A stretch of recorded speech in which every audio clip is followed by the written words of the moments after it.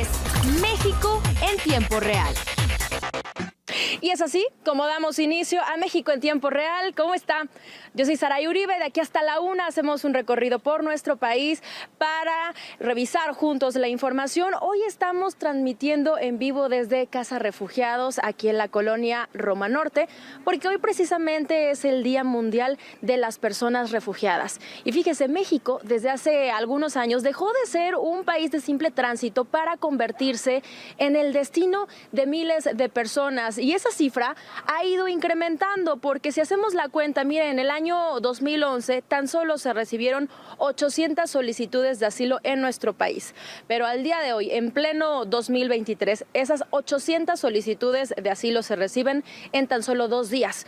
Por eso hoy vamos a estar platicando con una refugiada nicaragüense aquí en nuestro país desde hace 5 años y también con las personas que forman parte de esta asociación civil y que son una red de apoyo para todas esas personas, esas familias que huyen tal cual de su lugar de origen por la violencia, la guerra, la persecución a la que se están enfrentando. ¿Y qué es lo que han encontrado aquí en nuestro México? Un nuevo hogar, un nuevo comienzo. De eso vamos a estar platicando en los próximos minutos. A la Roma Norte, Gaby es una refugiada nicaragüense en México desde hace 5 años, de profesión periodista. Gaby, colega, cuéntanos por qué saliste de tu país.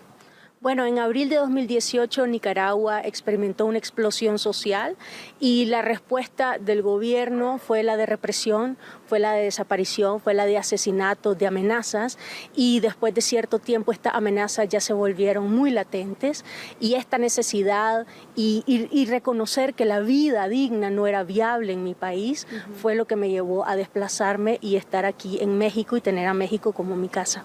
¿Recibiste amenazas también en tu casa, hacia tu familia? Sí, eran diario, ¿no? Y a través de las redes sociales teníamos un programa, un canal de YouTube también, donde éramos muy críticos acerca de también los compromisos que como sociedad tenemos en nuestros países y las amenazas eran todos los días, ¿no? Entonces sí, fue uno de los momentos más duros que he experimentado.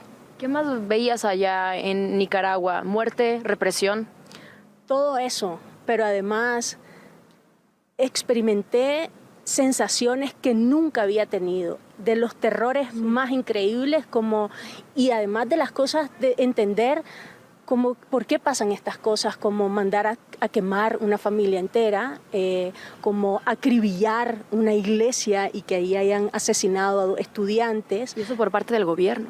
Parte del gobierno, ¿no? Entonces sí fue entender que el mundo y sus complejidades también eran nuestras, ¿no? Y que desafortunadamente tener una posición, tener una voz, querer también ser parte activa en los procesos de transformación de nuestros países es también una probabilidad, y por eso decimos que el desplazamiento forzado, ser refugiado, es una probabilidad que tenemos todos los habitantes sobre la tierra.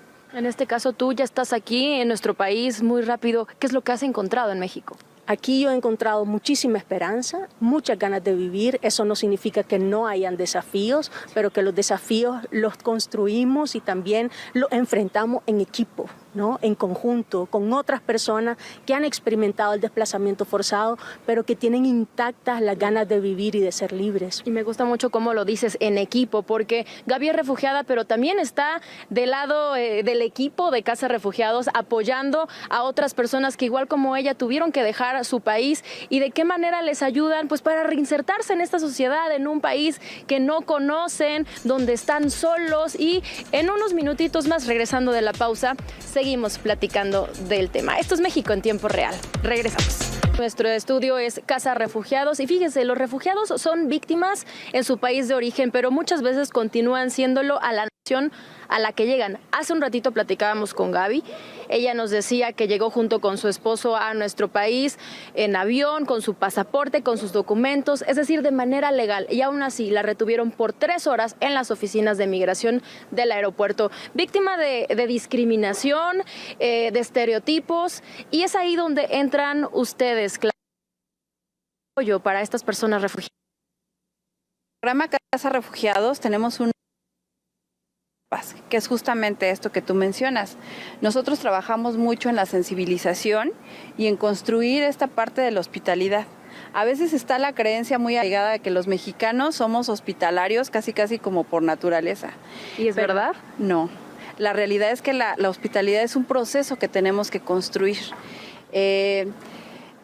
Se ha fomentado mucho el miedo al otro, al extranjero, al que viene de fuera, por ideas muy falsas de que viene a robar el trabajo, cosas tan absurdas como que las mujeres vienen a robarse a los esposos de las mexicanas, muchas falsas construcciones que tenemos y que están ahí y que a veces si no se analizan a profundidad las damos como por verdades.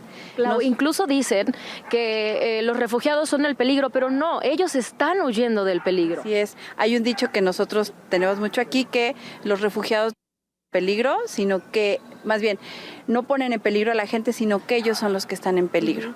Y eso es algo que nosotros tratamos de reflejar en las actividades que hacemos, que son talleres de sensibilización con población mexicana. Y también no está nada fácil que llegues a un país que no conoces. En la Ciudad de México son muy estrictos con los contratos de arrendamiento y te piden un aval. Y ellos que no tienen aval, ¿cómo le hacen?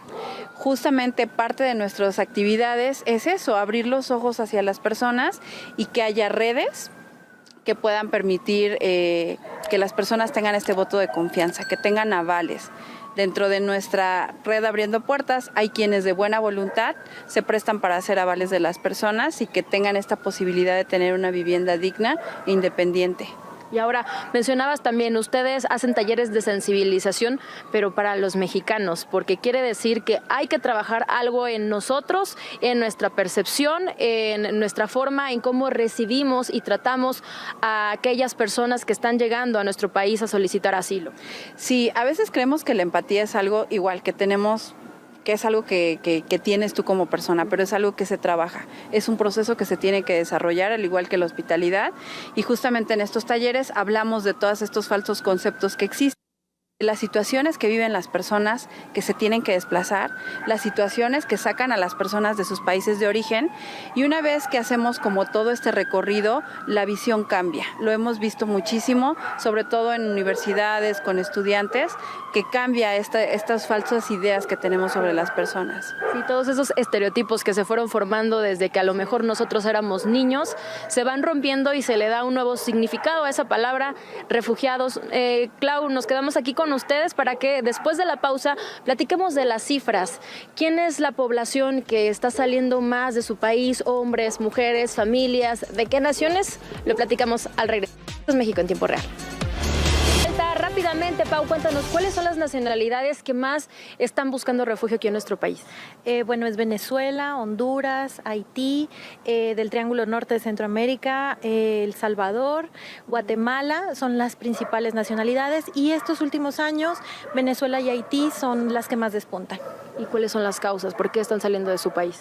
Bueno, las causas, Haití es un caso de un estado roto desde hace muchos años, que ha tenido muchos problemas, no solo de delincuencia organizada, sino también de salud pública, de falta de estructuras, y pues eso va generando vulnerabilidades acumuladas, y es muy fuerte lo que está sucediendo en Haití, y eso ha generado estos últimos años un desplazamiento muy grande, y bueno, Venezuela también por las mismas razones.